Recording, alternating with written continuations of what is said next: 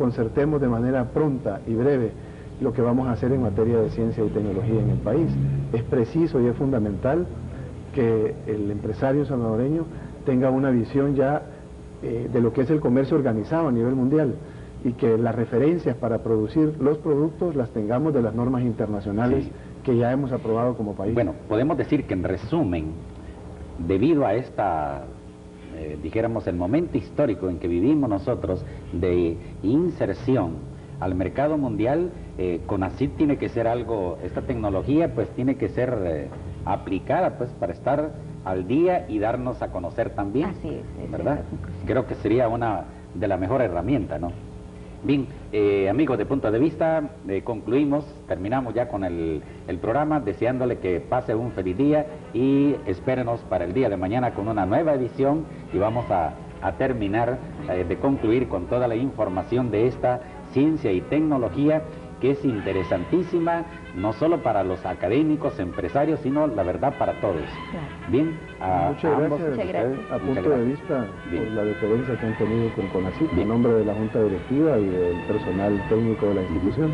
Bueno, amigo televidente, gracias por su gentil sintonía, y espérenos el día de mañana a la misma hora, si Dios nos lo permite.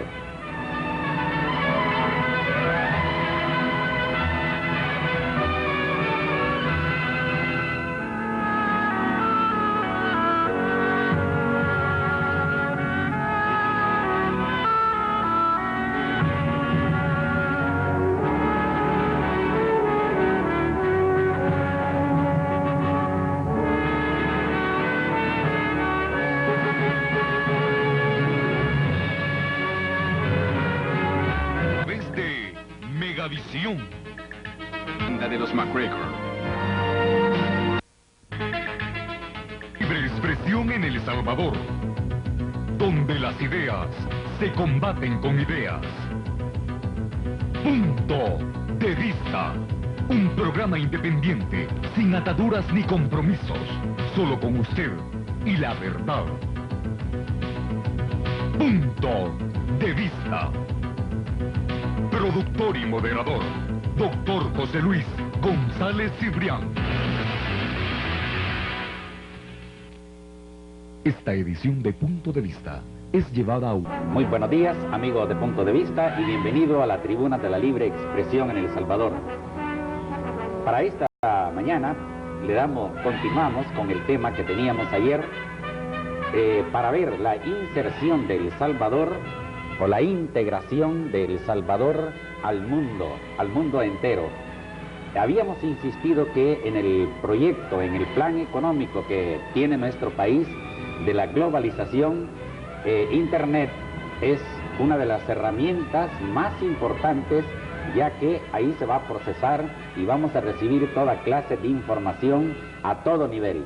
De tal manera que el tema es sumamente interesante para nuestro país, sobre todo que estamos a las puertas de esa globalización.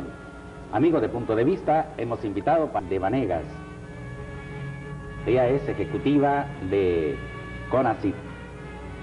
Y el licenciado Carlos Ernesto Alvarenga, que es subdirector ejecutivo de CONACYT. Y bien, ingeniero, ya le cedo la palabra. Tengan todos muy buenos días. El tema de este día que vamos a abordar específicamente es el de la capacitación, la importancia que reviste la capacitación para el desarrollo de nuestro país. En un mundo de globalización eso se acentúa más. La capacitación ha sido y será siempre un punto para el desarrollo estratégico de un país. Por lo tanto, en CONACYT, teniendo en cuenta esto, estamos capacitando al sector empresarial en todo lo que es la filosofía de la gestión gerencial moderna. Estamos capacitando al sector de la industria láctea también para aplicar todos los procesos de elaboración de los quesos típicos nuestros con los principios tecnológicos que rigen un proceso en cualquier parte del mundo en desarrollo, para que estos productos lleguen a ser productos competitivos tanto en mercados nacionales, regionales como internacionales. Bien, Licenciado. Muy buenos días a los televidentes. Como dijo Mirna, definitivamente el país tiene un potencial ahorita en recursos humanos. El Salvador tiene en este momento el reto ante la globalización de velar por el desarrollo del recurso humano con el cual contamos nosotros acá en el país. Desde el punto de vista del Consejo Nacional de Ciencia y Tecnología, complementar el desarrollo de ciencia y tecnología con instrumentos que le permitan precisamente fortalecer esa capacidad al país en recursos humanos es totalmente estratégico, en el sentido de que nosotros tenemos que explotar como salvadoreños el potencial tanto de mecanismos que nos permitan potencializar la formación del recurso humano a través de sistemas como el que se discutió el día de ayer, que fue Internet, por ejemplo, nuevos mecanismos como son los museos iterativos para los niños, la difusión de información en este país. Definitivamente todo esto constituye una instrumentación con el cual el país tendrá que enfrentar el proceso de globalización. Esto es como un juego de ajedrez, ¿verdad? Un juego mundial en el cual El Salvador tendrá que posicionar todas sus piezas a manera de protegerse con piezas estratégicas y poder jugar el juego del concierto mundial de la globalización. Así tenemos, por ejemplo, que las instituciones nuestras especializadas en tecnología se convierten en piezas estratégicas. Por decir algo, Antel, CEL, las universidades son piezas estratégicas para el país que le van a permitir precisamente competir en ese mercado común de economía, ¿no? Esto significa que es doble vía, es decir, nosotros nos vamos a dar a conocer mientras también recibimos toda clase de información, ¿no? ¿Es así? Definitivamente, nosotros nos damos a conocer a través de todo nuestro bagaje cultural, ¿verdad? Y todos nuestros productos.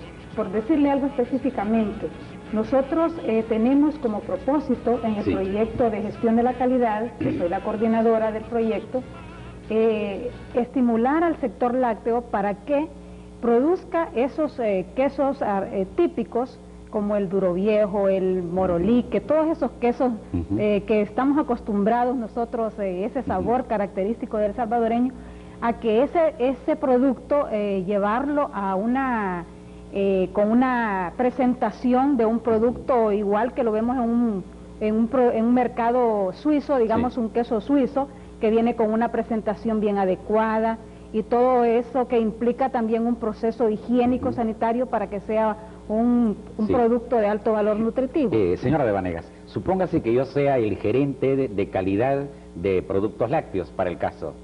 ¿Qué debo hacer yo para estar al día, actualizado y que el producto sea estrictamente competitivo incluso a nivel mundial? Por ejemplo, quesos.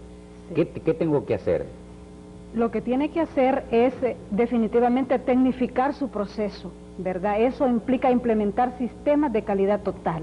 Dentro de ese sistema de calidad total está la parte gerencial, ¿verdad? Que es cómo usted va a administrar toda la empresa para lograr los niveles de eficiencia requeridos, y luego viene toda la parte de tecnificación del proceso productivo y para terminar la cadena, pues todo lo que se refiere a la comercialización y el mercadeo de ese producto. Pero todas esas pautas, todo eso, ¿me lo va a dar el Internet?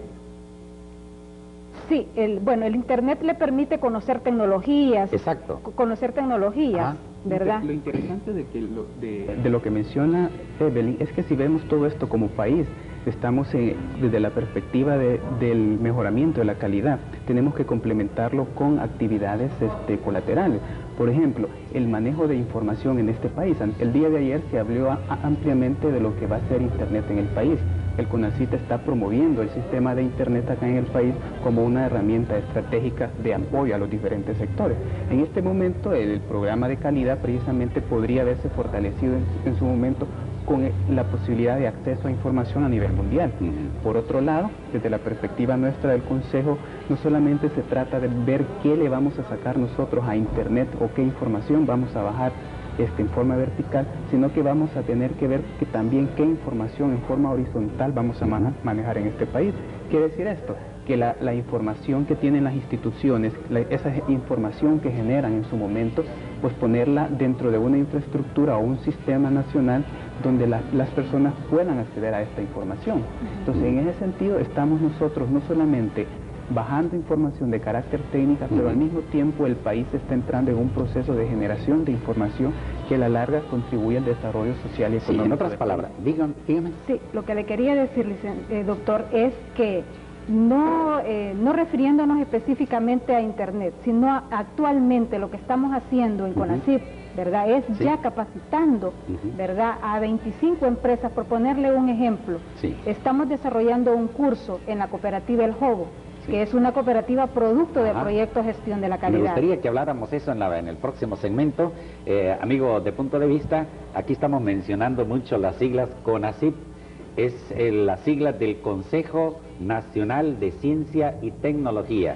Es una institución gubernamental y, según parece, de las más eficientes y la que va a dar un fabuloso apoyo al desarrollo del país, ya que mediante ustedes nos vamos a insertar, a integrar a toda la tecnología mundial, ¿verdad? Bien, amigos de Punto de Vista, espérenos en el próximo segmento después de esta breve pausa comercial.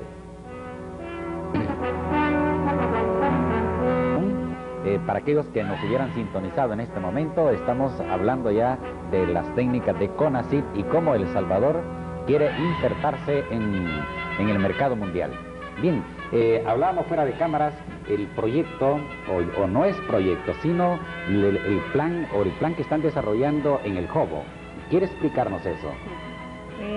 La cooperativa El Jobo, ubicada en Sonsonate, es una cooperativa lechera que nació realmente con el proyecto Gestión de la Calidad. Nació, quiero decir, su fase industrial, porque era una cooperativa lechera en una fase artesanal. Totalmente elaboraban sus quesos con mesas de madera, en tablas. El proyecto trajimos expertos internacionales, se hizo una evaluación, un diagnóstico de los potenciales que tenía la cooperativa y definitivamente se tomó la decisión de que había que invertir en asistencia técnica y capacitación para que esta cooperativa pudiera industrializarse, ¿verdad? Pasar de la fase artesanal a la industrial.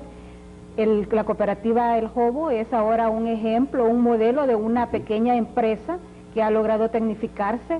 Cualquier persona puede llegar a ver mediante vidrio, está con vidrio, ¿verdad?, donde pueden ver todo su proceso de tecnificación, y actualmente estamos llevando ahí empresas pequeñitas a capacitarla. Estamos desarrollando un curso sobre la introducción a la tecnología lechera para elaborar quesos típicos del Salvador. Ahora, con ese proyecto se mejora prototipos que cumplen normas internacionales en cuanto a higiene, a parámetros de nutricionales. Es un potencial de exportación fuerte. Tenemos un nicho de mercado en los Estados Unidos. Hay cuántos salvadoreños que anhelan tener un queso nuestro, ¿verdad? Entonces, qué mejor que llevarles un queso ya bien presentado, bien procesado, ¿verdad? Un queso, pues tenemos. ¿Ese proyecto lo están realizando con otras empresas?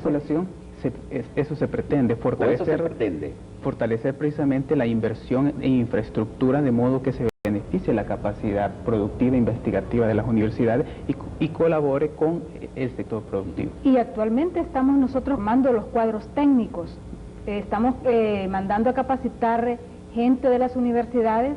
Por ponerle un ejemplo, estuvimos enviando a una persona licenciada de la Universidad Dr. José Matías Delgado de la Facultad de Agroindustria, a que fuera a especializarse en cómo organizar una empresa para la satisfacción del consumidor, que es el requisito que debe de cumplir una empresa que presume que implementa calidad total. Entonces esta persona fue a capacitarse en cómo organizar esa empresa, cómo hacer un diagnóstico para ver cuáles son las fallas en las que está cayendo la empresa para no darle esa satisfacción completa al consumidor.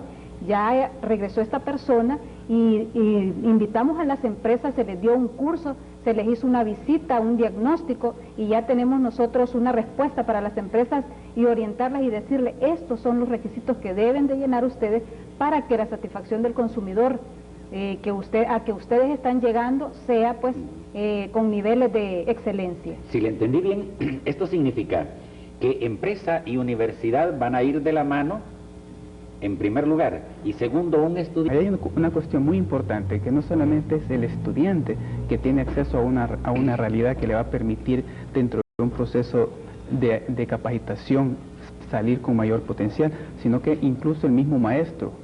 Es estratégico para el país de que el maestro entre en contacto con la realidad a través de estos procesos de vinculaciones y conozcan y se fortalezcan dentro de sus habilidades pedagógicas y transfieran esta experiencia a los mismos estudiantes. Es el caso de los países desarrollados, donde el maestro buena parte de su tiempo lo dedica a la investigación o a convenios de cooperación con instituciones de gobierno o la empresa privada, y regresa al aula precisamente a transferir toda esa información. Entonces vea lo interesante de qué significa. Sí, a través de capacitación hay una transferencia de tecnología a la empresa, pero permítame decirle que ahorita CONACYT está haciendo grandes esfuerzos para que esa vinculación de la universidad con la empresa sea posible, porque se da el problema de que las universidades no están organizadas para prestarles esos servicios a las empresas, y las empresas desconocen el potencial que tienen las universidades para poderles dar asistencia técnica y capacitación.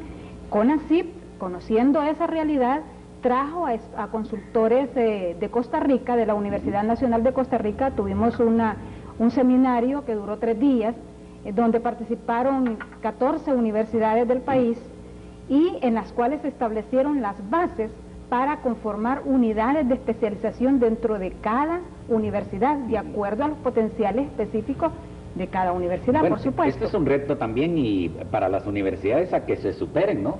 Definitivamente. Es lo que hablábamos con el ejemplo. Esto es un juego de ajedrez. Tenemos las piezas, tenemos una infraestructura. Que la capacitación en CONACYT, a través del proyecto que es financiado por la Organización de los Estados Americanos y el organismo de cooperación técnica alemana GTZ, sí.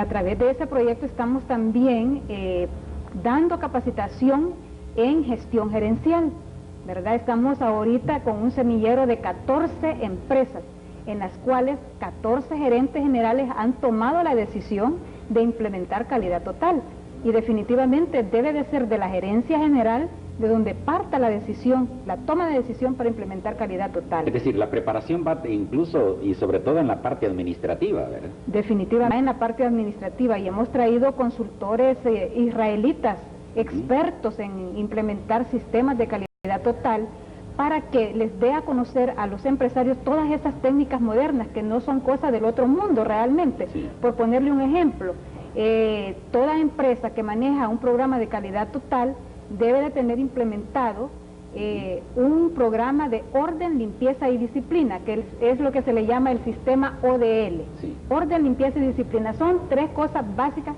que debe reunir cualquier empresa que pregone tener calidad total. Entonces estamos en la vía pues de armar todos esos programas, y no es solo en la parte de producción, sino es en la parte administrativa, en la parte de mercadeo, en la parte de finanzas. Se deben manejar orden, limpieza y disciplina. Es decir, ustedes adiestran en todo, por ejemplo en los quesos, hasta en el empaque del... Calidad total es toda la cadena de producción, ¿verdad? Hasta la satisfacción del consumidor.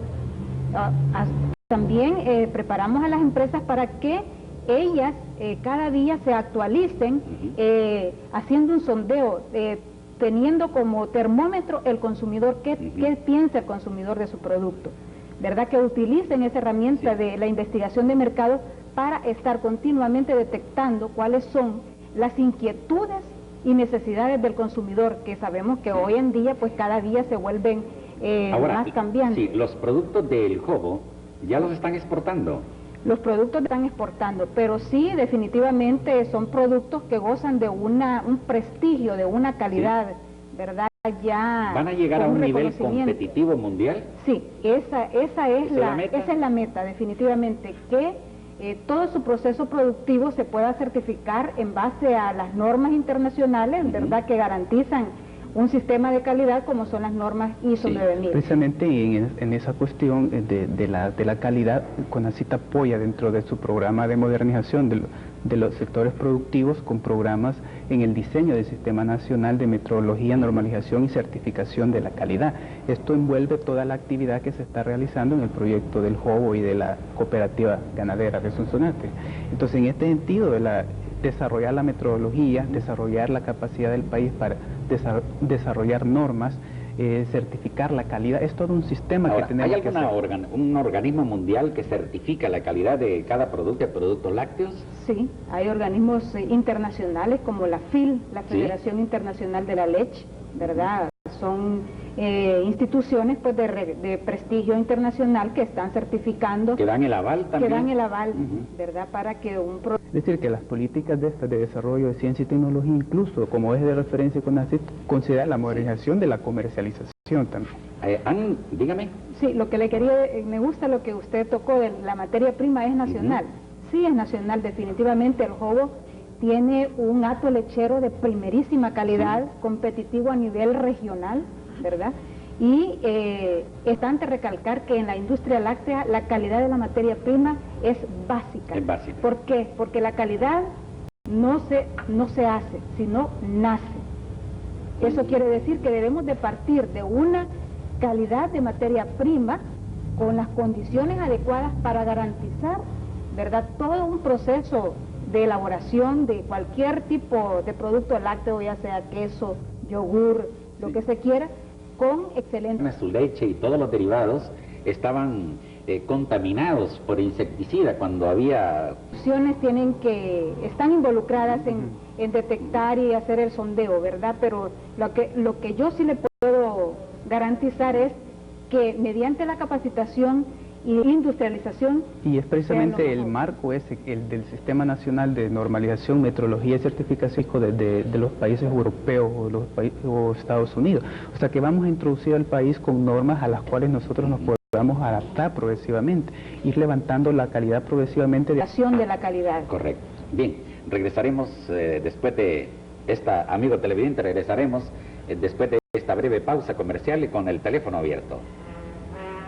El tema, la inserción del Salvador a través de CONACYT, la inserción al mercado mundial. ¿Qué reacción, qué adición o qué interés han tenido las universidades con CONACYT? Definitivamente ha sido un interés total de parte de las universidades. Todas quieren implementar ese sistema de intercambio entre las universidades y las empresas. Yo le puse el ejemplo de la asistencia que tuvimos a este seminario, que fue para nosotros como pulsando, ¿verdad?, cómo estaba ese interés, y definitivamente sí lo hay interés. Algo del carácter salvadoreño es que cuando descubre una cosa así le gusta caminar rápido, ¿no? Y se interesa. En los beneficios que CONACYT, a través de esto, ¿lo considera usted que van a ser, dijéramos, en gran escala? Definitivamente, en este momento nosotros podemos percibir la aceptación que tienen por parte específicamente del sector académico los proyectos de CONACYT. Por decirle algo, cuando desarrollamos la base de tesis, ¿verdad?, una necesidad palpable en este momento de generar esa información, centralizar esas tesis, definitivamente las universidades pusieron todo su apoyo para poder enriquecer el banco de información, porque el beneficio es a la larga para las mismas universidades. Por otro lado, el proyecto de Internet, ¿verdad?, SBNet, tenemos ahorita tres universidades pioneras que están trabajando en la conexión del país. No es por centralizar, para caminar un poco más rápido, de modo que tengamos al mayor corto plazo el programa de información, ¿no? Entonces, en ese sentido, la apertura de las universidades es de constante interés dentro de los proyectos de CONACYT. Es precisamente porque en este momento, a través de CONACYT, la ciencia y la tecnología tiene un espacio dentro de la sociedad salvadoreña como uno de los pilares fundamentales para el desarrollo social y económico de este país. SBNet va a ser una herramienta, es una herramienta, pero también la pueden implementar, utilizar mejor. Esto es para todas las edades, para todos los sectores, todas las edades. Definitivamente otros instrumentos que tenemos que ir nosotros visualizando ya. Si lo vemos como nación, si vemos esto como nación, el desarrollo de la ciencia y tecnología es todo un proceso de desarrollo. El Salvador debe tener una visión a largo plazo de lo que va a ser el desarrollo de la ciencia y la tecnología. Afortunadamente en el CONACYT hemos tenido ya un plan de desarrollo a 10 años, para permitir un... ¿Qué metas se han trazado de aquí a 10 años? Por ejemplo, algo así de la respuesta a esa pregunta. preguntan. Definitivamente necesitamos en este país personas en el 2015 con una capacidad técnica muy elevada, una capacidad competitiva en el sentido de formación. Y por ejemplo, en este sentido, la información, como recalco, es vital. Los programas de popularización a través de museos iterativos, de parques iterativos también para los niños, donde ellos se sometan a todo un proceso de aprendizaje sin darse cuenta, va formando ya toda esa experiencia, experiencia, bagaje de riqueza que en el 2000 poder enfrentar a los nuevos profesionales que ven. Doctor, de que realmente vale la pena invertir en el recurso humano nuestro, porque es velocísimo, tiene un potencial enorme. Al salvadoreño medio le dicen una cosa, cómo hacerla, y inmediatamente la improvisa, ve cómo la hace, pero sale del paso. Y es por eso que en el ambiente nuestro centroamericano, los mismos salvadoreños, el carácter de emprendimiento, creo que podemos llegar muy lejos. Definitivamente. Yo le hablaba que tenemos un club de gerentes, ¿verdad?, que son 14, conformado por 14 empresas nacionales que están ahorita apuntándole. ¿Cómo funciona eso? Eso funciona, el club de gerentes lo que hace es capacitarse en todas las técnicas de gestión gerencial modernas. Entonces, ellos elaboran una auditoría de cómo es que está de cuál es la situación real de su empresa. La herramienta que se utiliza para esto es la auditoría de los puntos críticos del éxito, ¿verdad? Que es la auditoría en que se basan todos los factores que intervienen en una empresa de clase mundial. Entonces, los gerentes se capacitan en manejar esa herramienta metodológica. Una vez ellos determinan cuál es el diagnóstico, cuáles son sus fallas estructurales, cuáles son sus fallas circunstanciales, ellos elaboran su plan de trabajo. Sus humanos. Definitivamente, así es, ¿verdad? Se trata, como le decía, la oportunidad la tiene El Salvador. Ahora, el gran juego del ajedrez, tenemos que visualizarlo y tecnología en este momento. Es importante que el país lo tome como estrategia de desarrollo, precisamente para el proceso de competitividad. ¿Importancia a CONACYT? Sí, definitivamente se la ha dado, ¿verdad?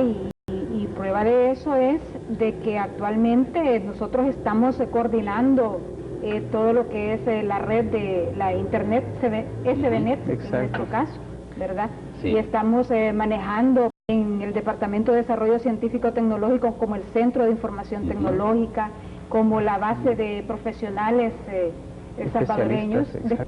Todo el proyecto también de vinculación universidad-empresa, definitivamente hay mucho apoyo. En su discurso desde el 1 de junio, el señor presidente menciona, no podemos esperar a insertarnos en el proceso de globalización, debemos crear las condiciones estructurales para poder insertarnos con niveles de competitividad y de productividad. ¿Esto sería parte de la infraestructura para el lanzamiento de El Salvador al mercado mundial? El país necesita complementar estos conocimientos con la parte productiva y es decir, toda una integración, ¿verdad? Y priorizar y seguir el camino precisamente proyectándonos de aquí a 5 o 10 años. Ese mismo ambiente le va a exigir al profesional, la oficina del futuro va a estar en la esquina de la casa de la persona, ya no vamos a tener que ir a trabajar probablemente, es decir que hay un dinamismo de parte del profesional. El Internet, ¿no? Sí, definitivamente, es un banco. A interesar mucho en esto. Porque en este momento la Asamblea Legislativa está invirtiendo. Pero lo podemos alcanzar, ¿no? Definitivamente, alcanzarlo y superar la meta, definitivamente. Pero yo creo en la importancia de la capacidad, pudimos comprobar que sí realmente hay interés del empresario salvadoreño. En la cooperativa La Salud, o sea, 5.000 botellas diarias. Y tenemos la cooperativa La Salud con un volumen de producción de 50.000 a 60.000 botellas por día. Entonces, ahí definitivamente pudimos ver que tanto en la pequeña empresa como en la gran empresa, ¿verdad? Hablando de escalas nacionales, estamos hablando de que en la cooperativa La Salud también tuvo un despegue, ¿verdad? Hubo, con todo ese programa de asistencia técnica, 5 millones de colones para modernizar y reconvertir todo su equipo, ¿verdad? Y hacer un proceso, pues, de los más modernos. ¿Ustedes los asesoran también en la comercialización del producto? Sí, es lo que piensa el consumidor, porque calidad es satisfacción del al menor costo. Sí. ¿Verdad? ¿Usted tenía que agregar algo? Sí, reforzando la idea, yo creo de que el recurso humano, como dice él, por ejemplo en el caso de México, Tenemos así casos específicos donde entran los niños, van en excursión, empieza a escalar, a explorar el museo. Sí. Y empieza a entrar en contacto y algo. Acá en el país hay interés en algunas universidades de todo el territorio a una experiencia de este tipo, en el cual él aprenda a familiarizarse con su medio ambiente, aprenda a conocer qué son los volcanes, viajar a través de una hoja mediante un escenario simulado. Entonces, cuando crezca le forma ese bagaje cultural que se necesita en un futuro para tener las bases fundamentales del conocimiento. ¿Y cuál es la parte operativa, por ejemplo, si alguien, porque decía el... En este proceso de globalización vendrán seres humanos a este país con una formación muy diferente, gente que en sus países tuvieron contacto con otras culturas, probablemente el background de todas estas personas es muy diferente al nuestro si nosotros nos quedamos encerrados como economía. No podemos aislar. No nos podemos aislar. Entonces todo esto que hemos hablado precisamente pretende fortalecer la experiencia del ser humano, del salvadoreño específicamente, y ponerlos de tú a tú dentro de un proceso, de un mercado abierto, ¿no? Sí. Entonces, podríamos visualizar, ya para terminar, de aquí, por decir una cantidad de años, de aquí a 10 años, el Internet y todo este sistema será necesario en todas las empresas, incluso universidades y profesiones. Bueno, estrictamente en el sector productivo, diría yo, ¿verdad? Estrictamente en el sector educativo. Prioritariamente. Definitivamente, ¿verdad? Y prueba de ello es que la conexión de Internet, de SBNet para el caso a partir de... Palabras, quiere decir que ninguna universidad va a práctica la que están desarrollando, máxime y sobre todo cuando El Salvador se quiere impulsar al mercado mundial, que es algo difícil, ¿no?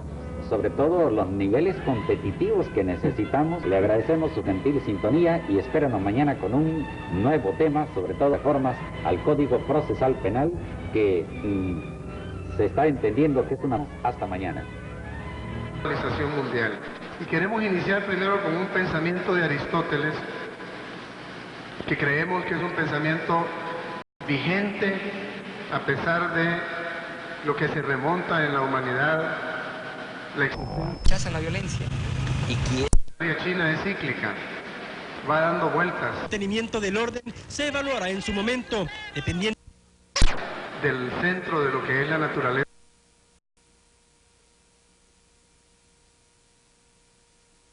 Nosotros queremos esperar a tener todo en nuestras manos para poder decidir cuándo vamos a actuar.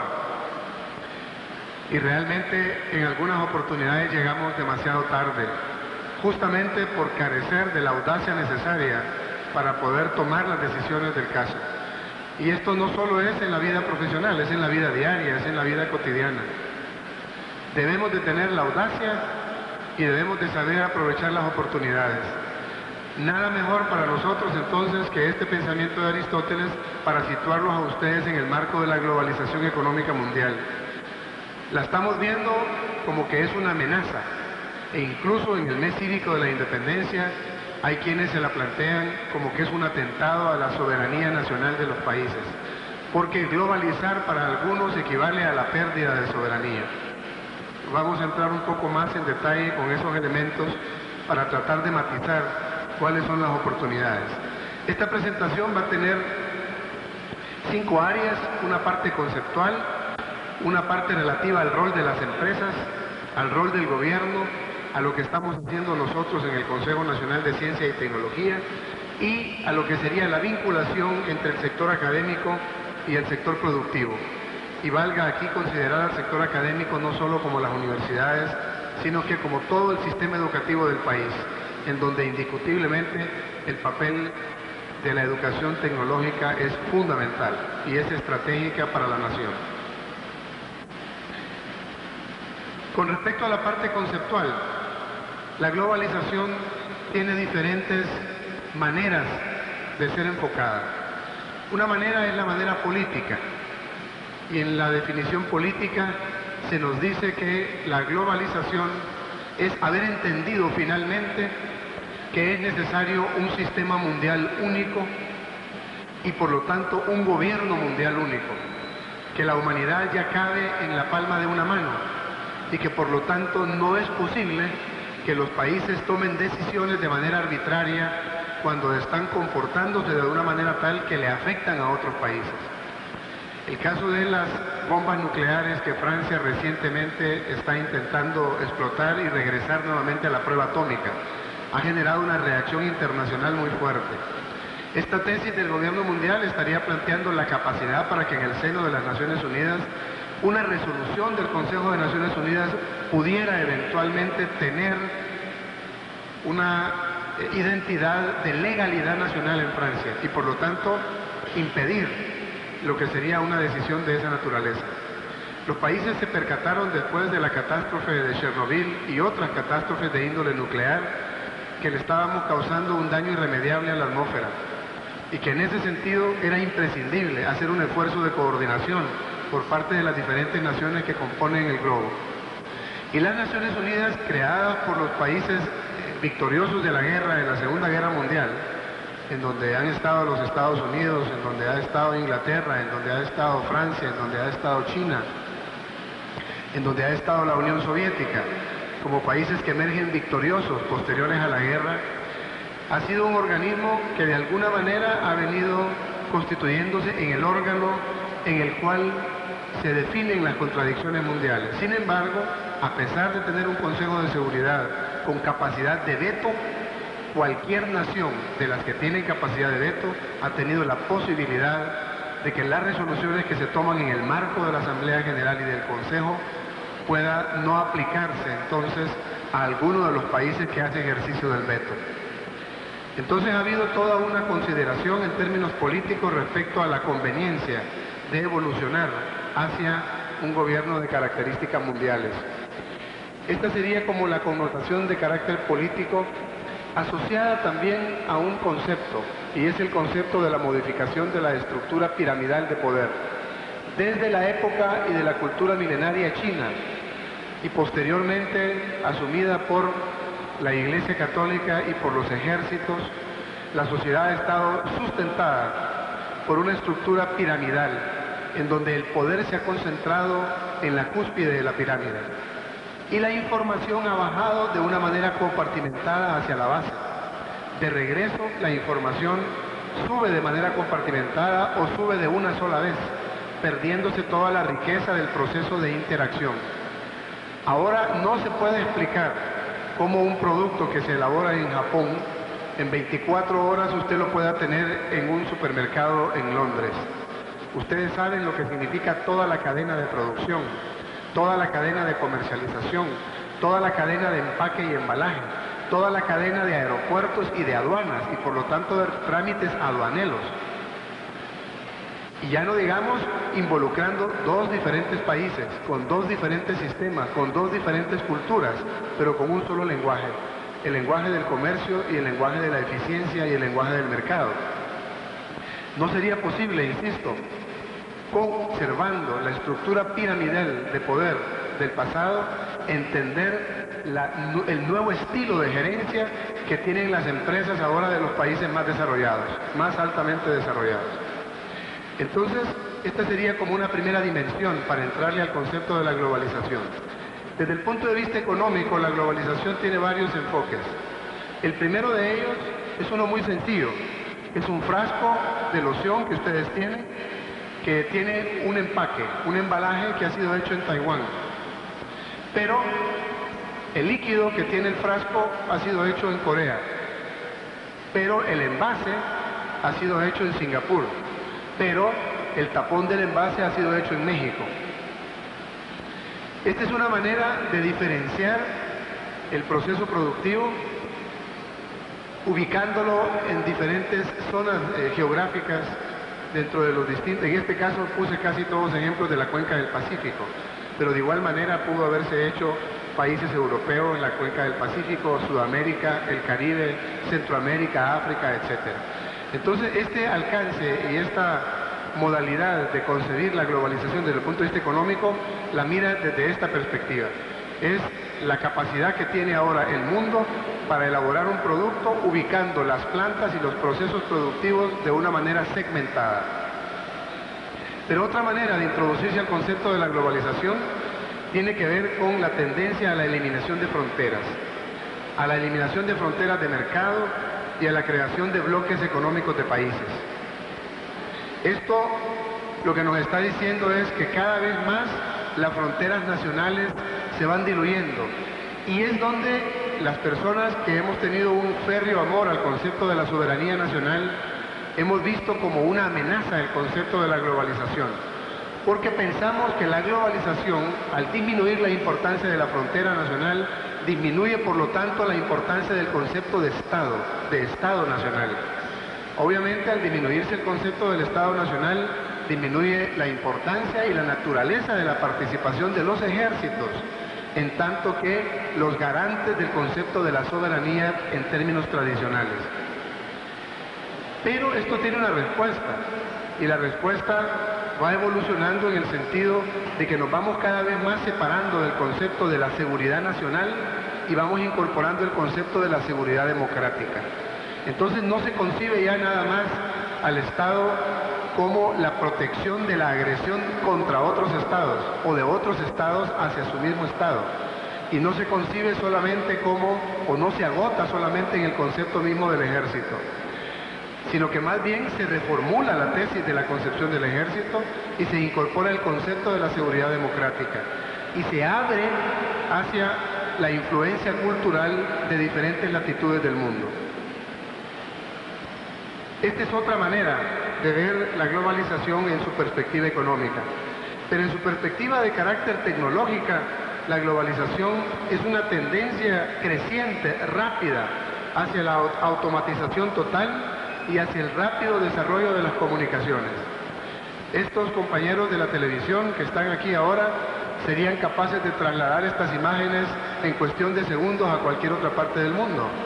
Esto en el pasado no era posible, por eso decimos que el mundo ahora se encuentra en la palma de la mano. Y no cabe ni la menor duda que la informática ha tenido un papel fundamental y que ha habido un proceso de pequeñas revoluciones, pero grandes revoluciones de carácter científico y tecnológico a lo largo de los últimos 20 o 25 años, que se diferencian de la revolución industrial inglesa, porque allá la máquina de vapor causó sencillamente furor, una conmoción tremenda en la población, y todos los inventos que se dan en el periodo de la revolución industrial inglesa. Pero ahora en este siglo hemos venido nosotros siendo testigos de grandes adelantos de la ciencia en el área de la medicina, en el área de la conquista del espacio, en el área de la metalmecánica, etc. Y en este sentido la tecnología ha tenido una presencia sustantiva. Pero no cabe ni la menor duda, insisto, que la presencia de la informática en los últimos tiempos ha determinado lo que sería el ritmo de la revolución tecnológica del presente. Desde el punto de vista de la estructura gerencial de las empresas, ya hablábamos de la sustitución de la pirámide de poder por una estructura mucho más horizontal. Pero hay cambios de paradigma de empresas aisladas a consolidados de corporaciones. Y lo estamos viendo nosotros desde las empresas internacionales hasta las empresas nacionales.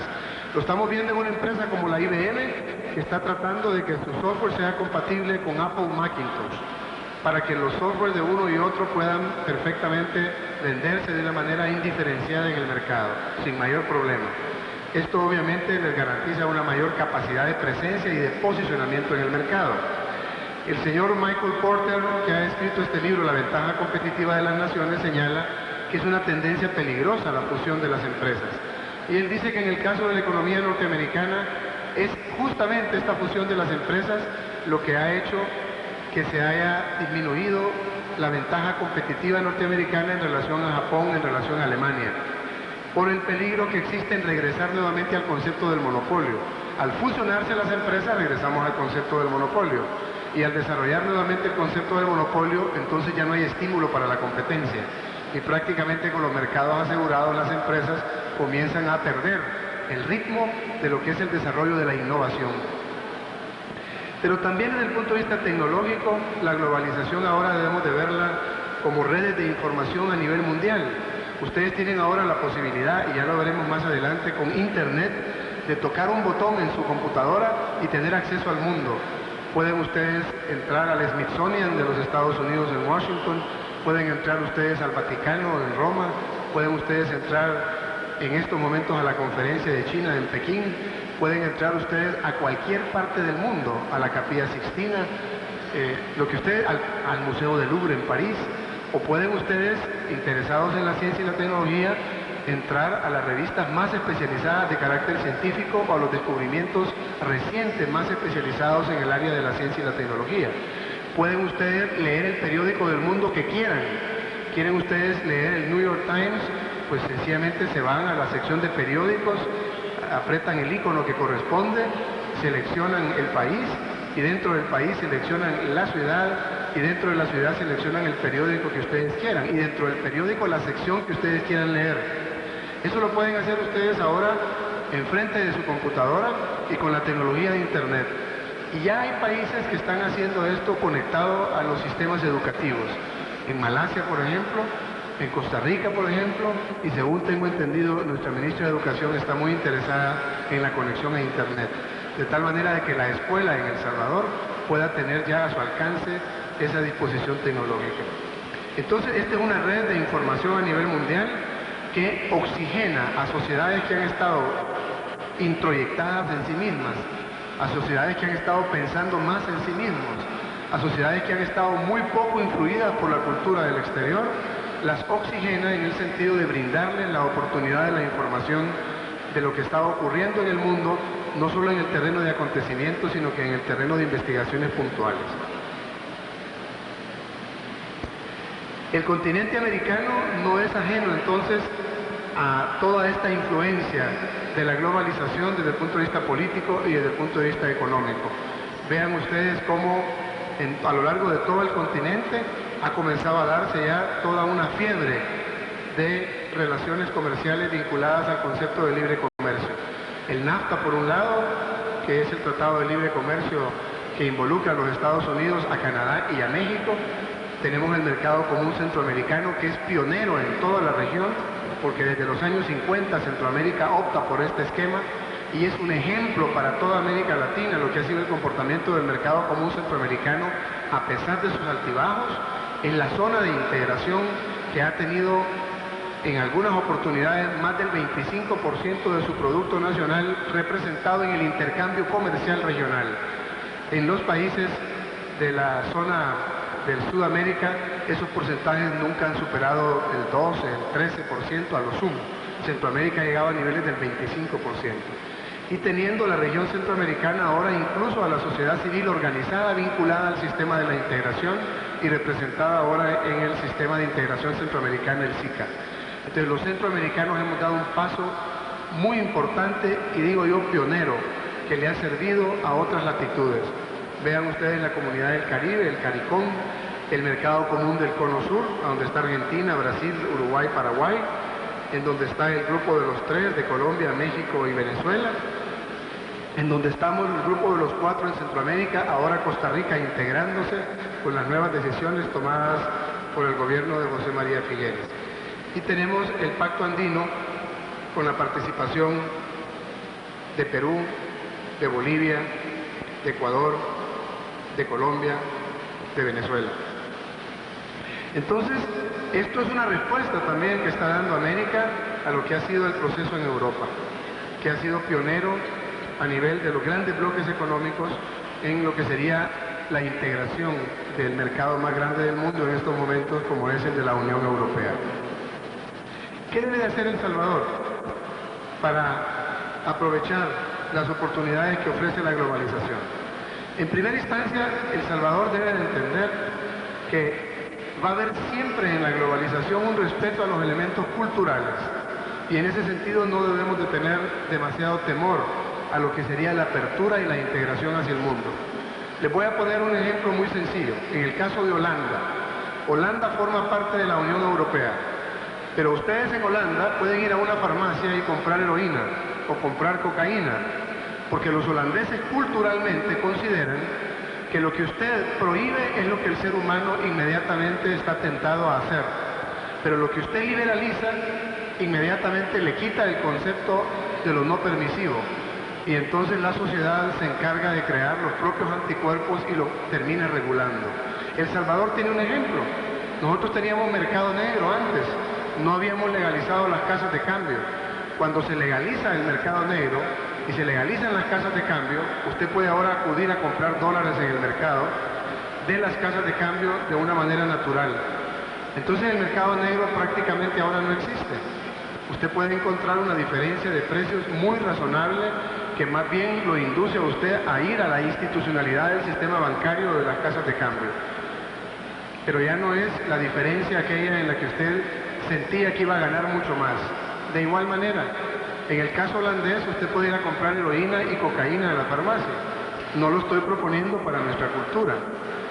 Pero los franceses y los alemanes no le aceptan a los holandeses este elemento. Al contrario, están en contra porque culturalmente ellos no sabrían cómo manejarlo. Entonces vean ustedes que formando parte de esos tres países de la Unión Europea, siempre hay componentes de carácter cultural que van a terminar siendo respetados. Usted puede cualquier cosa hablar de Japón en los Estados Unidos, pero no vaya a hablar que los japoneses van a comprar el Empire State Building de los Estados Unidos porque les toca un elemento de orgullo nacional. Entonces hay componentes de carácter cultural que van a estar siempre presentes.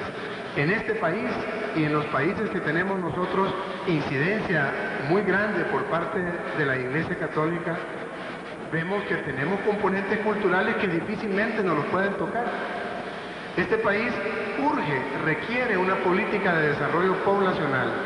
Sin embargo, si no es bien orientada, inmediatamente la interpretamos como que es un intento de aceptar el aborto y por lo tanto las conductas de control de la natalidad que la Iglesia Católica ha estado completamente en contra de ellas. E inmediatamente usted tiene una reacción de los diferentes sectores de la sociedad. En periódicos hondureños recientemente, en un titular de primera plana en un aeropuerto me encontraba yo un titular que decía: la AID ofende la soberanía de Honduras. Y yo decía: ¿qué ha hecho la AID contra la soberanía de Honduras? Y comienzo a leer el artículo, y el artículo era un artículo que estaba sustentado en una propuesta que la agencia había hecho para la utilización de anticonceptivos en Honduras. Entonces, todo el episcopado y toda la conferencia episcopal católica de Honduras había reaccionado de una manera tal que en el periódico había salido en un comunicado en primera plana que había habido una agresión contra la soberanía hondureña porque la agencia se estaba metiendo en temas que le competen solamente al país. Vean ustedes cómo los componentes culturales, aún en el marco de una globalización, no va a ser tan fácil que sean eliminados. En el caso de los franceses, la población francesa va a los cines a ver películas de Rambo, porque le gusta el Rambo norteamericano. Y el mayor problema que tienen los negociadores franceses con los Estados Unidos no es sobre artículos de carácter productivo, el intercambio comercial de bienes y servicios, no. El mayor problema que tienen los franceses es justamente el área de la industria cinematográfica. ¿Por qué razón? Porque nosotros los franceses creamos el cine. La primera película que se hizo en el cine la hicimos nosotros, y el cine francés es una tradición. Por lo tanto, nosotros no podemos estar permitiendo que la cultura norteamericana se meta en nuestro territorio a ese nivel. Vean ustedes el papel de la cultura y observen entonces que la globalización, por más que el mundo esté en la palma de la mano, no será tan sencillo el que las pautas y las conductas de los seres humanos lleguen a tener una homogeneidad. La cultura china, la cultura japonesa, la cultura coreana comparada con culturas occidentales son completamente diferentes. Un japonés en Costa Rica me decía a mí: lo que yo he aprendido de América que más aprecio es la capacidad del beso. Y yo le decía: no entiendo, ¿a qué te refieres? Sí, me dice, a eso que ustedes los latinos pueden hacer, que es besarse entre sí. Es la capacidad del beso. Me decía a mí: lo que yo he aprendido de América que más aprecio es la capacidad del beso. Y yo le decía: no entiendo, ¿a qué te refieres? Sí, me dice, a eso que ustedes los latinos pueden hacer, que es besarse entre sí, que es tocarse, que es abrazarse, que es apapacharse, como dicen los mexicanos. Nosotros en el Japón no lo hacemos. En el Japón un padre con su hijo no se expresa nunca con un beso ni con un abrazo. Y las caricias son reservadas para la intimidad de la alcoba entre las parejas. Aquí nosotros lo vemos en los autobuses, en los parques, en las calles, a las parejas besándose. El japonés decía, eso es lo que más aprecio yo del latino. Ahí ustedes me dirán, ah bueno, mire, pero entonces sí es posible que la cultura vaya tendiendo a la homogeneidad. Bueno, sí, obviamente hacia eso vamos, pero eso será ya una condición de especie humana, y para eso le hace falta mucho a la humanidad. Espero que no varias hecatombes nucleares más, espero que podamos discernir con buen criterio. Bueno, quería ampliarme en la conceptualización. Hoy voy a pasar muy rápidamente a la parte de los roles. En los roles de las empresas, ustedes véanlo en la pantalla, lo que le estamos pidiendo a la empresa es la importancia que tiene capitalizar en el recurso humano, la importancia que tiene solamente darle prioridad a aquellas acciones de su política que agreguen valor agregado en la agenda de la empresa y en la agenda del gerente y en la agenda del técnico y en la agenda del obrero y en la agenda del presidente de la empresa. Hay que eliminar aquellas actividades que no generen valor agregado. En nuestra vida cotidiana, en nuestra agenda personal, hay muchas cosas que hacemos que lo que hacen es agregar costo, pero no nos agregan valor. Y hay una serie de filosofías ahí, como el justo tiempo, como lo más simple, lo mejor, que representa lo que estaríamos nosotros proponiéndole al empresario en esta oportunidad. La aplicación de normas de calidad. El Salvador, a través de la Asamblea Legislativa, ha ratificado el convenio de la Organización Mundial del Comercio. Esto significa que El Salvador está creyendo y apostando a un comercio articulado en el mundo. Por lo tanto, tenemos que entender que existen normas técnicas, especificaciones técnicas para elaborar los diferentes tipos de productos que se comercian en el mercado internacional.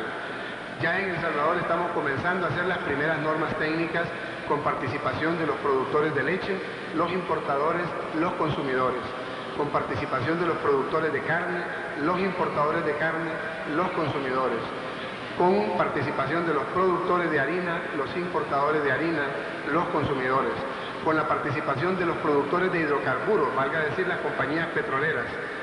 En este caso vamos a tener también invitados a la Asociación de Transportistas, a los distribuidores de petróleo. ¿Para qué? Para que la norma no se vea solamente como una expresión de legalidad, sino que se vea realmente como la expresión de la capacidad de concertación que tiene una sociedad. En última instancia, el nivel tecnológico de una sociedad no son estas máquinas. El nivel tecnológico de una sociedad no es el data show, no es la computadora, no son los instrumentos que ustedes como técnicos manejan y van a manejar después en sus plantas, que sin duda alguna son estratégicos y van a ser fundamentales en su trabajo. Pero eso no es lo que mide el nivel tecnológico de una sociedad. El nivel tecnológico de una sociedad se mide por la capacidad en un momento determinado del desarrollo de esa sociedad de poder concertar sus intereses. Las máquinas son medios nada más. Entonces el desarrollo tecnológico verdaderamente es desarrollo humano, no es desarrollo de la máquina. La máquina no es el fin, la máquina constituye el medio para llegar al fin, que es la mayor eficiencia, que es la mayor productividad. Entonces nos interesa, obviamente, preservar y proteger el medio ambiente, priorizar los bienes ecológicos, y todo esto está contenido en las diferentes especificaciones técnicas que tenemos a nivel internacional. Nosotros le llamamos aquí las normas ISO 9000 o ISO 14000. ISO porque provienen de esta Organización Mundial de Estandarización Industrial, que en inglés se llama Industrial Standard Organization y que ustedes estarán ya familiarizados con ella. Pero ustedes a nivel técnico tienen un papel fundamental en el país para poder concertar la norma, para poder proponer la norma técnica. En este terreno es vital el papel de los mandos medios empresariales. ¿Por qué? Porque la manera de romper con la estructura piramidal es con un rol diferente por parte del mando medio. Un mando medio que se convierte en articulador de consensos, que es capaz de poner de acuerdo a las partes. Porque el nivel tecnológico, el nivel técnico, el nivel del mando medio se va a ubicar en el nivel de desarrollo o de decisión estratégica de la empresa y en el nivel operativo obrero. Entonces debe de existir una capacidad de ser articuladores de proceso y articuladores de consenso.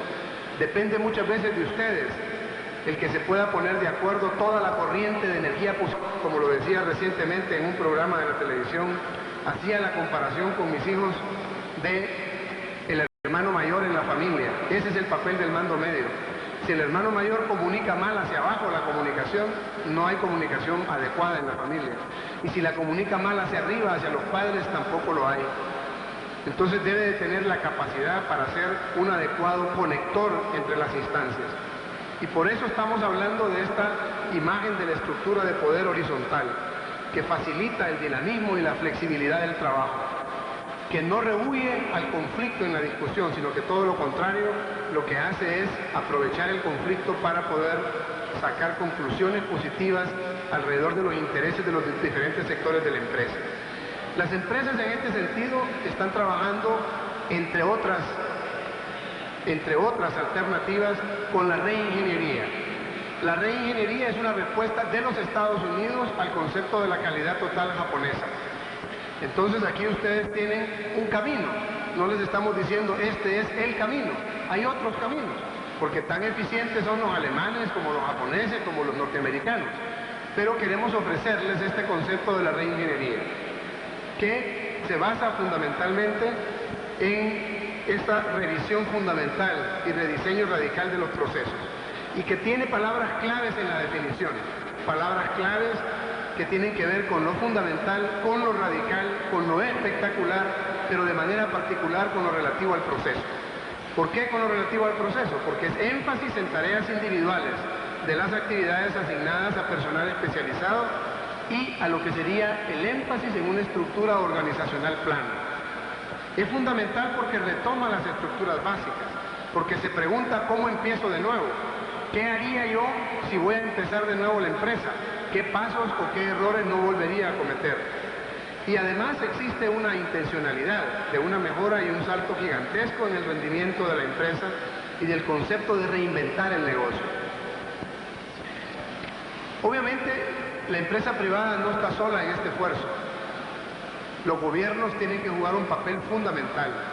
El gobierno de Singapur, el gobierno de Corea, el gobierno de Taiwán, el gobierno japonés, el gobierno alemán, el gobierno, etc.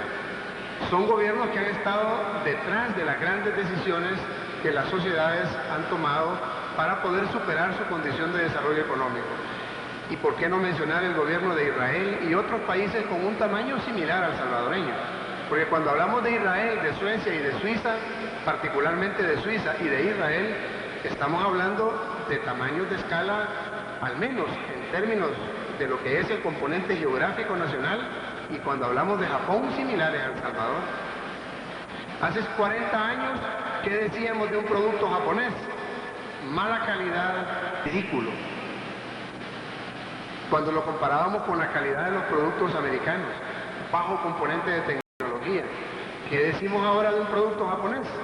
Alta calidad, alto precio, duradero, alto componente tecnológico incorporado. Y lo mismo decíamos de Taiwán, y lo mismo decíamos de Corea, y lo mismo decíamos de Singapur. Un ministro salvadoreño fue invitado a Singapur. Singapur es una isla que no tiene más de 300 millas cuadradas y tiene 3 millones de habitantes, y es uno de los países con mayor población per cápita, ingreso per cápita, de su población en el mundo. O sea, de los mayores ingresos per cápita en el mundo. Y el primer ministro de Singapur le preguntaba a este ministro de planificación en aquella época salvadoreño, ¿y usted cuántos kilómetros cuadrados tiene? Él se refería a la situación previa a nuestros bolsones, en los que perdimos un poco más de territorio, y decía en aquel momento 22.000 kilómetros cuadrados. Y el primer ministro singalés le decía, ustedes no tienen problemas. Claro, ellos con 300 millas cuadradas tenían uno de los indicadores de ingreso per cápita más altos del mundo. Entonces la pregunta es, ¿y cómo lo han hecho ellos? ¿Qué tienen de particular ellos que no tengamos nosotros? Con un elemento para nuestros países fundamental, que es la cercanía al mercado norteamericano, que es nuestra condición estratégica en cuanto a nuestra ubicación geográfica, que es que tenemos el sol 12 meses al año. Ustedes saben que hay países europeos, ustedes que estudian tecnología, que tienen que calentar la tierra para producir las flores ornamentales. Los holandeses, por ejemplo, regresando a los holandeses, tienen que calentar la tierra para poder producir las flores. Y nosotros aquí tenemos 12 meses de sol al año. Entonces, este país debe de olvidarse que no tiene recursos. Este país debe de olvidarse que es pobre en recursos, porque en relación a lo que tenemos y a lo que no usamos bien, que es el papel nuestro de la ciencia y la tecnología, de abonarle a la sociedad, somos millonarios en recursos. Y no tenemos derecho alguno a decir que no tenemos recursos hasta tanto no ocupemos de una manera eficiente los recursos con los que nos ha dotado el Señor, la naturaleza, nuestros antepasados. Entonces, este gobierno es un gobierno que debe de trabajar de la mano en crear un entorno favorable para la actividad productiva, que debe de preocuparse fundamentalmente en la educación, que debe de preocuparse en la salud de la población, que debe de preocuparse en inversiones en infraestructura y obviamente en crear un marco regulatorio para poder desarrollar la actividad productiva. Pero ¿qué es lo más importante? No cabe duda que es el proceso educativo, que es la capacitación y la tecnificación del recurso humano, que es fortalecer el sistema educativo, que es hacer accesible la tecnología a nuestros niños, que es adquirir la infraestructura idónea para que nuestros niños tengan a su alcance los nuevos adelantos tecnológicos, que es fundamental el formar recurso humano capacitado y a la altura del nuevo mercado mundial. En esta dirección el gobierno salvadoreño en 1992 trata de dar una respuesta, pero esa respuesta ya la habían dado desde mucho antes con la creación del Instituto Tecnológico Centroamericano en la época de los 60 y que fue administrado tan eficientemente como ahora lo está comenzando a hacer nuevamente, como decía, bajo la administración de FEPARA. Ya habían respuestas de nuestra sociedad que lamentablemente no hemos tenido solución de continuidad en ellas y hemos perdido los esfuerzos, porque si algo caracteriza el subdesarrollo es no ir paso a paso y siguiendo todo lo que han venido haciendo atrás las generaciones pretéritas. Nosotros siempre cambiamos de prioridades y esos cambios de prioridades en América Latina son lo que nos hacen subdesarrollados, no es otra cosa. Ustedes vayan a Sudamérica y ese continente es el continente del futuro. Le llamo continente por su tamaño, no porque esté dividido por una masa de agua. Es un continente americano, pero en el caso particular de Sudamérica, la riqueza que tienen países como Brasil, como Colombia, como Venezuela, como Perú, como Argentina, son impresionantes, pero verdaderamente impresionantes las riquezas, y sin embargo están subutilizadas. Los territorios de Paraguay, los territorios de Bolivia, en relación a la población, realmente, bueno, están deshabitados, están despoblados, pues. Nosotros tenemos relaciones aquí de 250, 275 habitantes por kilómetro cuadrado. Ahí tenemos países que tienen 3, 4 o 5 habitantes por kilómetro cuadrado todavía, con extensiones maravillosas de recursos, y sin embargo están subutilizadas. Vean ustedes entonces el importante papel. CONACYT entonces se crea en 1992 y ofrece servicios de financiamiento a la ciencia y la tecnología, normalización y metrología, desarrollo científico y tecnológico, en los cuales destaca el Centro de Información Tecnológica y la gestión de la calidad y la productividad. En esta lámina ustedes ven el objetivo del financiamiento al desarrollo científico y tecnológico. Básicamente es procurar del gobierno, de la cooperación internacional, recursos para poderlos orientar a la capacitación, a la asistencia técnica, a infraestructura y equipo. Pero además tenemos otras maneras de hacer llegar recursos. Los taiwaneses ahora están interesados en que un centro regional de certificación de materiales de empaque y embalaje, que ustedes sabrán mejor que nadie lo que eso significa, se instale en El Salvador como un proyecto regional. Ustedes saben lo que significa la importancia del empaque y el embalaje y la señal que eso está dando de la intención de los taiwaneses en invertir en El Salvador. O sea, hay un efecto de rama, un efecto multiplicador en este tipo de inversión. La Universidad de El Salvador participó con nosotros en la formulación de este proyecto, la Facultad de Ingeniería concretamente, después de habérselo ofrecido a varias instancias, entre ellas la Universidad Don Bosco, la Universidad Católica, la Asociación Salvadoreña de Industriales. Ellos formulan el proyecto con nosotros y lo presentamos a una reunión bilateral de las cancillerías centroamericanas con el canciller de la República de China. El proyecto ya ha sido aprobado por $2 millones en su fase de prefactibilidad. Hay que pasar ahora a la fase de factibilidad del proyecto. Entonces esto lo hemos hecho también en CONACYT. Hay un proyecto del Banco Mundial de Capacitación y Difusión Tecnológica que está en el marco de una negociación mayor que el gobierno realiza con el Banco Mundial, que ya ha sido aprobado y que también es una movilización de recursos que nosotros estamos haciendo y que básicamente lleva el propósito de formar una masa crítica salvadoreña auditora de la calidad internacional. O sea, necesitamos especializar a nuestros recursos humanos para hacer auditorías en las empresas que nos garanticen condición de calidad internacional, de certificación internacional. Y un proyecto que estamos todavía intentando someter al Banco Interamericano de Desarrollo, que solamente en Costa Rica lo ha logrado hacer. O sea, para el BID, invertir en ciencia y tecnología no tiene que ser una cuestión suntuaria. Y entonces no cualquier país califica para invertir en ciencia y tecnología. Costa Rica calificó después de grandes esfuerzos en 1987 y ahora van por una relación segunda de crédito con el Banco Interamericano en materia de ciencia y tecnología. El Salvador quiere entrar a ese proceso y estamos dando los primeros pasos para la formulación de este documento que ya en el gobierno anterior del presidente Cristiani había sido debidamente formulado y que sin embargo le detuvimos en su etapa de negociación final con el banco. Ahora lo estamos tratando de nuevamente reiniciar. Pero además tenemos todo el área de normalización y metrología. Este es un área nueva en El Salvador. Ustedes la conocerán, insisto, mejor que yo. La normalización y la metrología. La metrología viene desde la Biblia. En la Biblia hay un párrafo que dice: no ocupes una balanza diferente para comprar que la que ocupas para vender. Esa es la noción más sencilla de metrología. O sea, no me compres diferente que como vendes. Ocúpame la misma balanza, trátame bien como consumidor.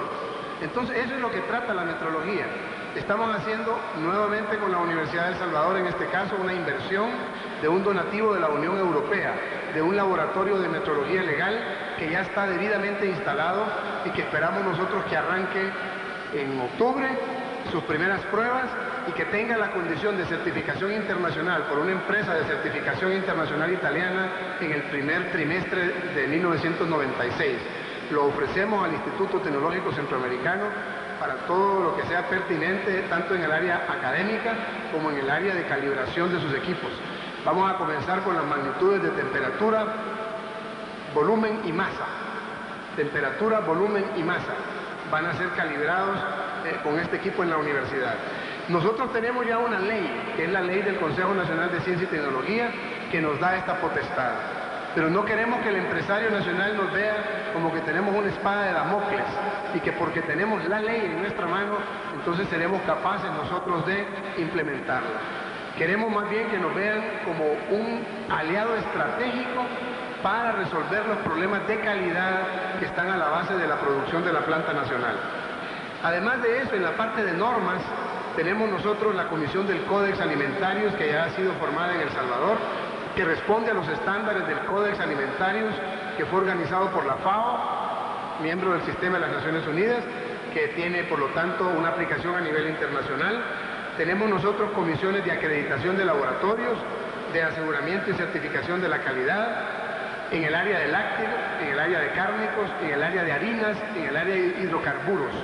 Cada vez más va ganando entonces la cultura tecnológica, la cultura científica, la cultura de la necesidad de respetar la norma internacional, que en definitiva protege los intereses del productor porque le garantiza su posicionamiento en el mercado, pero además protege los intereses del consumidor. Tenemos además el desarrollo científico-tecnológico, les ofrecemos el Data Show, les ofrecemos la posibilidad de hacerles este tipo de programas para sus proyecciones visuales, capacitarles para que lo puedan hacer ustedes mismos. Les ofrecemos el correo electrónico, ya el Instituto Centroamericano se ha conectado con el correo electrónico. Ofreceremos posteriormente el servicio de Internet una vez que ya El Salvador termine de hacer la conectividad. Es el único país en Centroamérica que todavía no conecta, pero en octubre estaremos ya arrancando, ¿verdad?, con este programa. Tenemos acá también el esfuerzo de vinculación empresa-universidad, que consiste en una serie de seminarios de acercamiento entre la universidad y la empresa. Porque la única manera de que la empresa deje de ser, que la universidad deje de ser teórica es abrirle la puerta a la empresa.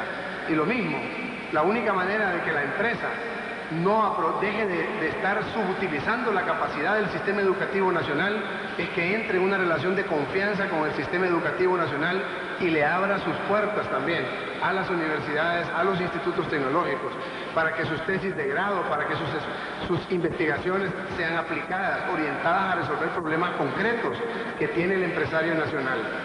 Entonces, tenemos consulta de bases de datos y normas técnicas, tenemos una base de especialistas de salvadoreños que queremos nosotros poner a disposición también, tenemos información y queremos ampliarla. Nosotros muchas veces estamos ocupando solo consultoría internacional, cuando tenemos una enorme cantidad de recursos nuestros completamente subutilizados.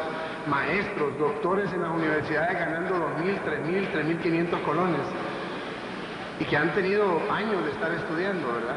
Ya no digamos gente a nivel técnico, que tiene una tremenda experiencia empírica, que la ha ganado y que sin embargo no la valoramos de una manera apropiada. Como cultura nosotros tenemos que introducir la ciencia y la tecnología como una actitud. Yo como salvadoreño soy capaz de gastarme 200 o 300 o 400 colones en un fin de semana tomándome unas cuantas cervezas. Pero si a mí llega un técnico a resolverme un problema que tenga que ver con electricidad, que tenga que ver con fontanería, que tenga que ver con mis aparatos electrónicos, etc., a mí me cuesta sacar de la bolsa el recurso para compensar salarialmente. Y yo creo que es ahí donde está y reside el mayor problema que tiene nuestra sociedad. Al técnico hay que estimularlo, hay que compensarlo, porque a la base de la productividad nacional está la capacidad que tiene el técnico para resolver problemas utilizando la tecnología, utilizando la maquinaria, utilizando el equipo. Entonces es un elemento fundamental. Nosotros pensamos que en el área centroamericana Costa Rica nos lleva un paso adelante en esta materia. Ellos tienen un parque de investigación científica y tecnológica que deliberadamente lo tienen organizado. Nosotros tenemos un parque de investigación científica y tecnológica, pero que todavía no sabemos lo que tenemos. Fíjense ustedes, el director ejecutivo del Consejo Nacional de Ciencia y Tecnología es su primera visita que hace al ITCA. Y eso no sucede a todos los niveles. Llega una persona de FUSADES a un seminario que lo invitamos en la Universidad de El Salvador y nos dice: ¿cómo es posible, Carlos Federico, que nos estemos conectando vía satélite a la librería del Congreso de los Estados Unidos, que tengamos capacidad para transferir archivos vía internet, vía correo electrónico, y que yo en FUSADES no sepa lo que tiene la Universidad de El Salvador en su sistema de bibliotecas? Bueno, eso significa que el país necesita una red horizontal. Necesitamos saber lo que ustedes tienen, ustedes saber lo que nosotros tenemos y comenzar a servirnos entre nosotros para poder desarrollar de la manera más apropiada nuestros recursos. Por eso les digo, somos millonarios en recursos. En este sentido, esta herramienta de Internet a que me hacía referencia para finalizar es un ejemplo de transferencia de tecnología que yo creo que es sumamente apropiada, que constituye la red de redes más grande del mundo, que es la plataforma tecnológica implementada en miles de organizaciones y millones de computadores. En la actualidad, más de 5 hacia 8, hacia 10 millones de computadores conectados. Y para finales del siglo, 100 millones de computadores conectados en la proyección de Internet. Vean ustedes el alcance y la dimensión que tiene esta modalidad de comunicación. Un mecanismo de desarrollo y colaboración para el intercambio de información entre personas ubicadas alrededor del mundo. Usted es artista, usted es pintor, usted quiere ver la Capilla Sixtina y quiere ver lo que tiene la cúpula de la Capilla Sixtina. Entre a través de Internet. Usted quiere ir a ver un cuadro particular en el Museo del Louvre. Usted quiere entrar al Smithsonian en Washington para ver algún elemento de ciencia y tecnología. Usted quiere entrar al Museo de Antropología de la Ciudad de México y quiere entrar puntualmente a información de arqueología, de antropología. O usted quiere entrar a una institución técnica como el Instituto Tecnológico de Massachusetts, ¿verdad? O el Instituto Tecnológico de Monterrey y quiere saber lo que le ofrecen. Usted lo puede hacer fácilmente a través de este sistema. Es un vasto conjunto de información, servicios y productos que son proveídos a una audiencia mundial. y en un ambiente de auténtica democracia. ¿Por qué razón? Porque no discrimina raza, no discrimina credo, no discrimina religión, no discrimina orientación política, por supuesto no discrimina género. Tiene acceso todo mundo al sistema de Internet. Y ustedes ven en esta lámina todos los usuarios particulares, empresas de negocios, comunidades de diversos tipos de profesionales, entidades de gobierno, instituciones sin fines de lucro, entidades financieras, entidades académicas. Y las alternativas de negocios que presenta la red, pues tiene que ver con impacta los servicios de información y consulta a los clientes, estudios de mercado y del consumidor, acceso a las últimas tecnologías e innovaciones aplicables al negocio, actividades de promoción de productos y ofertas, acceso y difusión de información de precios, y es un elemento clave en la inserción para los mercados internacionales. Ustedes ven que en toda Centroamérica esta es la red que está en estos momentos, pero esta es la red del proyecto de la Organización de Estados Americanos, que es la red académica. Como este concepto nace fundamentalmente por las universidades. Si bien tiene su referente en el Ministerio de Defensa de los Estados Unidos, ya no es más patrimonio ni propiedad, no solo del Ministerio de Defensa de los Estados Unidos, sino que ni siquiera del gobierno de los Estados Unidos. Ya existe una sociedad que se llama Internet Society. Y las universidades, la Universidad de Stanford, la Universidad de Berkeley y otras universidades norteamericanas han estado haciendo un enorme desarrollo al software dentro de Internet. Entonces la parte académica es la que ha desarrollado más en todos los países. Imagínense ustedes, para un investigador, lo que le representa entrar a la biblioteca del Congreso de los Estados Unidos y a cualquier documento que haya en la biblioteca del Congreso, sea político, sea científico, sea tecnológico, sea religioso, lo que le representa a un artista ver el cuadro del pintor que él más admira, y ver el cuadro no en la enciclopedia, sino que bajarlo a la pantalla en la computadora. Imagínense ustedes la innovación y la creatividad que esto desarrolla. Entonces, el área académica entendió inmediatamente lo que significaba para la formación cultural, la formación intelectual, y le desarrollaron entonces de una manera inmediata.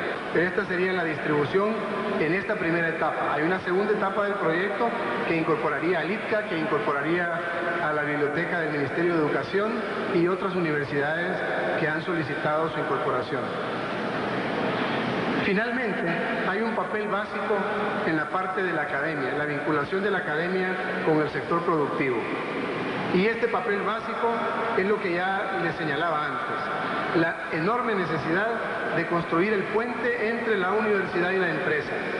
Y eso requiere un entendimiento mutuo, requiere un compromiso con un plan de acción conjunta, requiere el desarrollo de metas comunes, requiere la canalización de recursos, entender y aprovechar las motivaciones que tienen ambas partes.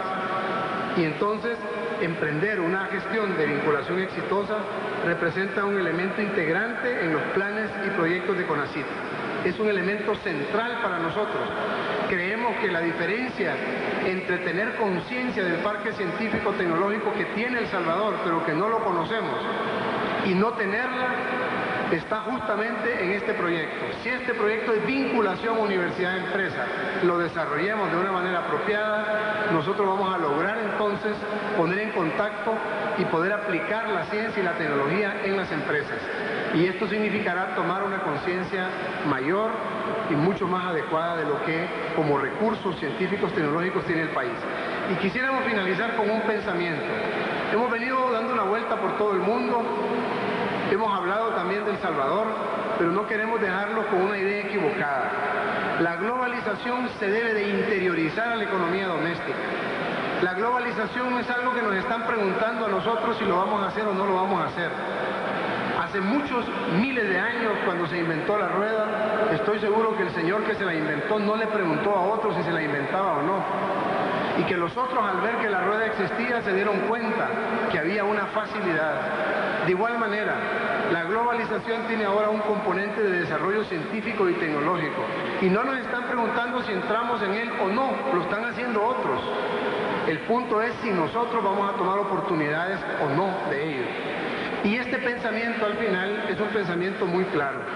Abrimos con el pensamiento de Aristóteles. Es que no toda la verdad para poder actuar. sino que ocupemos también la intuición y tomemos decisiones agresivas y audaces. Pero cerramos con un pensamiento de pensar globalmente, pero actuar localmente. Es la única manera de no perderse. Yo no puedo pensar en IBM, yo no puedo pensar en las empresas multinacionales japonesas.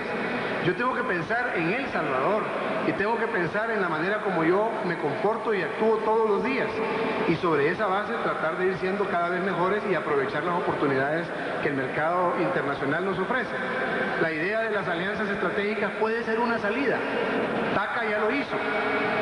Una alianza estratégica con Centroamérica. Y hay ahora realmente es una línea aérea centroamericana, a donde está LACSA de Costa Rica, TANSASA de Honduras, que ya no existe, y es TACA la que ha asumido la cobertura de sus líneas, Aviateca de Guatemala, la línea aérea de Nicaragua, y asociados ahora con los panameños. Esa es una modalidad del empresario salvadoreño de competir contra las líneas aéreas mexicanas, contra las líneas aéreas norteamericanas, que ustedes sabrán lo que significa en términos de economía de escala, mantener una flotilla de aviones para una sola empresa y no tener una política diferenciada por empresa, programar los vuelos de tal manera de no competir entre nosotros, sino que vamos a salir a horas diferentes para que puedas salir conmigo a una hora, pero salir conmigo también a otra hora y salir también conmigo a la otra, porque resulta que la empresa ahora es la misma empresa aunque tenga diferentes nombres.